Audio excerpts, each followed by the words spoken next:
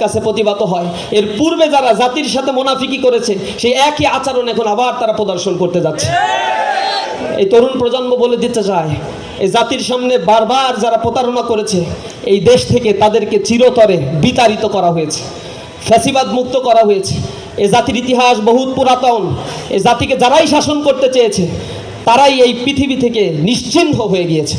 আপনারা দেখবেন রিসেন্ট ইতিহাসগুলো দেখেন, স্বৈরাচার যারা ছিল তাদের অস্তিত্ব আজ বিলীন হওয়ার পথে। ফ্যাসিবাদও বিদায় নিয়েছে বাংলাদেশে। আর যদি কোনো কাঠামো গড়ে ওঠে সেই কাঠামো আবার ভেঙে পড়বে ইনশাআল্লাহ।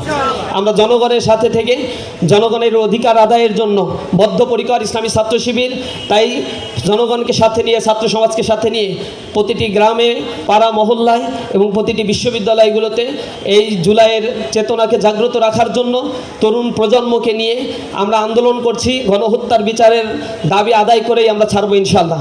সকলকে অসংখ্য ধন্যবাদ। আসসালামু আলাইকুম ওয়া রাহমাতুল্লাহ। মুহতারাম আমির ডক্টর শফিকুর রহমান উপস্থিত রয়েছেন, বাংলাদেশ জামাত ইসলামীর সম্মানিত সেক্রেটারি জেনারেল অধ্যাপক মিয়া গোলাম পরোয়ার, উপস্থিত অন্যান্য নেতৃবৃন্দ, প্রিয় সাংবাদিক বন্ধুগণ, প্রিয় উপস্থিতি, আসসালামু আলাইকুম ওয়া রাহমাতুল্লাহ। আমরা ৩৬ দিন ব্যাপী ঢাকা বিশ্ববিদ্যালয় কেন্দ্রীয় ছাত্র সংসদের সামনে থেকে কর্মসূচি ঘোষণা করেছিলাম। তারই অংশ হিসেবে সারা দেশব্যাপী প্রতিটি ক্যাম্পাসে ক্যাম্পাসে আলোকচিত্র প্রদর্শনী, শহীদদের সেই অনমনীয় মনোভাবগুলো ছাত্রদের সামনে, তরুণ প্রজন্মের সামনে আমরা তুলে ধরার জন্য চেষ্টা করছি। পাশাপাশি জুলাই এবং জুলাই পূর্ববর্তী আওয়ামী ফ্যাসিবাদের আমলে যত গণহত্যা সংঘটিত হয়েছিল, পিলখানা হত্যাকাণ্ড, শাপলা গণহত্যা, আল্লামা দেলোয়ার হোসেন সাঈদীর রায়ের পরে সারা দেশব্যাপী যে গণহত্যা চালানো হয়েছিল, পাশাপাশি জুলাইয়ের এই গণহত্যা এবং তার নিজের সাজাতির উপরে চালানো বর্বরোচিত হামলার এই গণহত্যাগুলোর প্রতিবাদে, গণহত্যার বিচারের দাবিতে দেশব্যাপী ইসলামী ছাত্র শিবির গতকাল থেকে বিক্ষোভ মিছিল কর্মসূচি পালন করছে। পাশাপাশি আমরা প্রতিটি শহর, নগর, বন্দর, গুরুত্বপূর্ণ স্পটগুলোতে সাংস্কৃতিক আয়োজনের মধ্য দিয়ে জুলাই শহীদদের জন্য, তাদের আত্মার মাগফিরাতের জন্য আমরা দোয়া করছি এবং পাশাপাশি মানুষদের কাছে জুলাইয়ের যে প্রেরণাটা ছিল সেই প্রেরণাগুলো জাগ্রত করার জন্য চেষ্টা করছি। আমি গত কয়েকদিন ধরে প্রতিটি শহীদ পরিবারগুলোতে যাওয়ার চেষ্টা করছি, শহীদের কথাগুলো শুনছি, শহীদ পরিবারের কথাগুলো শুনছি।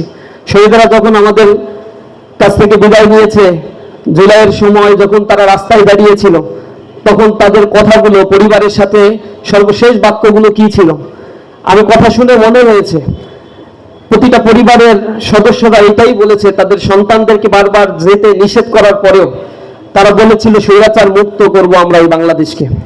তারা বলেছিল উষার দুয়ারে হানি আঘাত, আমরা আনিব রাঙা প্রভাত, আমরা টুটাবো তিমির রাত বাধার বিন্দাচল, আমরা সকল অন্ধকার বিদরিত করে দিয়ে এই স্বৈরাচার মুক্ত একটি বাংলাদেশ গড়ার জন্য সংকল্প নিয়েছি।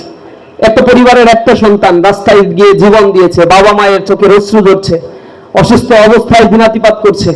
আল্লাহ রাব্বুল আলামিনের কাছে দোয়া করি তাদের এই ত্যাগগুলো আল্লাহ রাব্বুল আলামিন যেন কবুল করেন। বাংলাদেশে এখনো পর্যন্ত গণহত্যার বিচারের যে রায়, পার্শ্বিক অল্প কিছু রায় দেওয়া হয়েছে ১-২ জনের নামে। যারা গ্রেপ্তার হয়েছে তাদের আইনগত জায়গা থেকে এখনো পর্যন্ত তাদের রায়গুলো দেওয়া হয়নি এবং ২ বছর হয়ে গেল, এখনো কোনো রায়ের কোনো বাস্তবায়ন আমরা দেখতে পাইনি। জুলাইয়ের যে জাদুঘর রয়েছে সেটা এখনো পর্যন্ত অবমুক্ত করা হচ্ছে না জনগণের জন্য। কেন করা হচ্ছে না এর কোনো জবাব আমাদের কাছে নাই।